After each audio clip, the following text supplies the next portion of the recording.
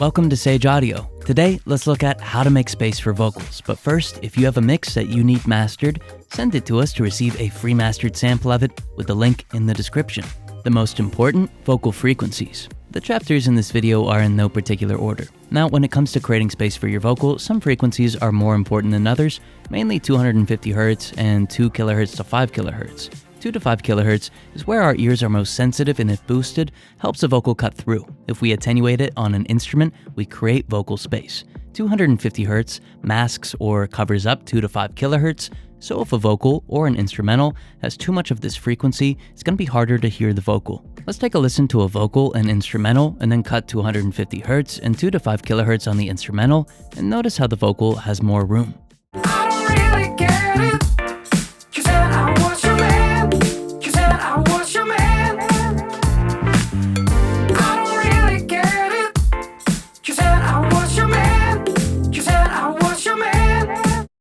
Remove vocal harmonics from instruments, part 1. This trick is a little complex, so let's break it up into 2 chapters. What I'm going to do is isolate the saturation that I want to use on the vocal, and then use it as an external sidechain for Soothe 2 that's going to be placed on the instrument. So first, let's duplicate the vocal. Then, we'll saturate and invert the phase of the duplicate. Now when played back at the same time, everything that's identical between the two is going to cancel out. Now this is the signal that we're going to use as the external sidechain. But first, let's take a listen to what the saturation is adding to the vocal, and then proceed with the technique in the next chapter. I don't really get it. You said I was your man. You said I was your man. I don't really get it. You said I was your man. You said I was your man. If you're enjoying the video, hit the like button and subscribe if you haven't already. It's free and it helps us bring you more videos. Remove vocal harmonics from instruments, part 2.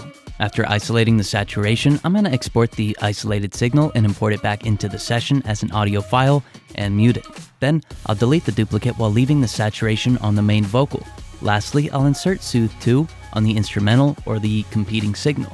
Using the isolated saturation as the external sidechain, I'll now attenuate all of the harmonics that the saturator added to the vocal, but on the instrumental. As a result, the harmonics that amplify the vocal are now even more apparent, and the vocal is given more space. Let's take a listen and let me know if you end up trying out this technique. I don't really get it.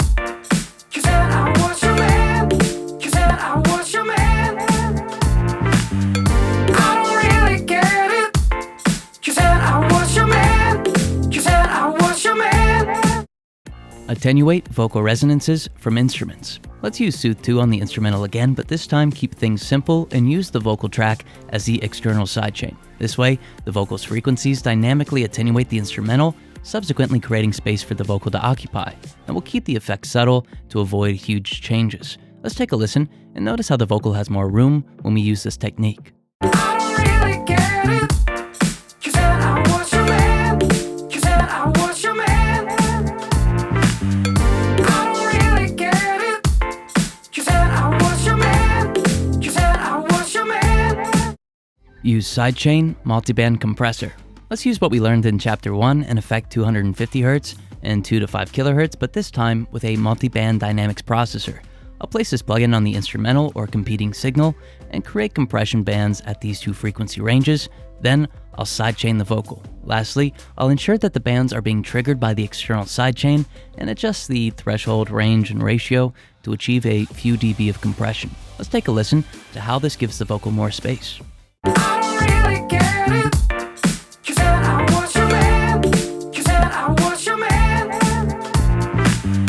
I don't really get it. You said I was your man. You said I was your man. Use sidechain multiband expander.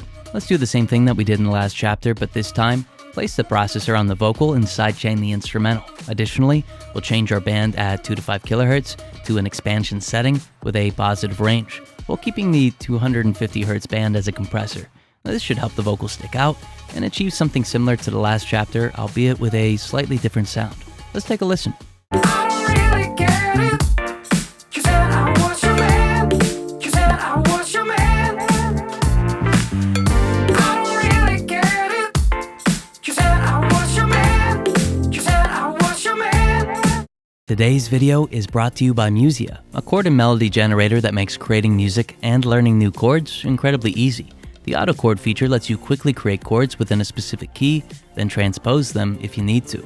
The chords it generates always have a very musical progression, and the plugin even lets you switch the genre. Also, you can drag and drop the MIDI that Musia creates into your DAW, meaning you aren't limited to any particular sound. Right now they're having a 30-day free trial, so check that out using the link in the description. Try transient suppression and expansion. I'm going to use a multiband transient expander to amplify transients on the vocal while attenuating the same ranges on the instrumental. Let's try this example and notice how suppressing the transients on the instrumental gives the vocal space. I don't really get it. You said I was your man. You said I was your man. I don't really get it. You said I was your man. You said I was your man. If you're enjoying the channel, you can use the search box to watch more of our videos. Enhance vocals with mid-side EQ.